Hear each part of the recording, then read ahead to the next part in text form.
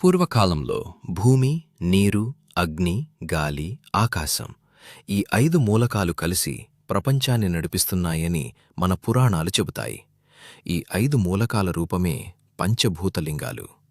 భూమిని సూచించే లింగం కాంచీపురంలోని ఏకాంబరేశ్వరుడు.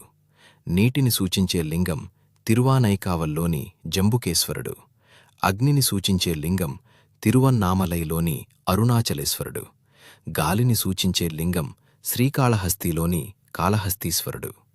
ఆకాశాన్ని సూచించే లింగం చిదంబరంలోని నటరాజస్వామి.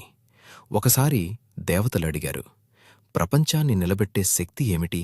అప్పుడు పరమేశ్వరుడు చెప్పాడు, ఈ 5 మూలకాలే జీవితం. వాటిని గౌరవిస్తేనే ప్రపంచం నిలుస్తుంది.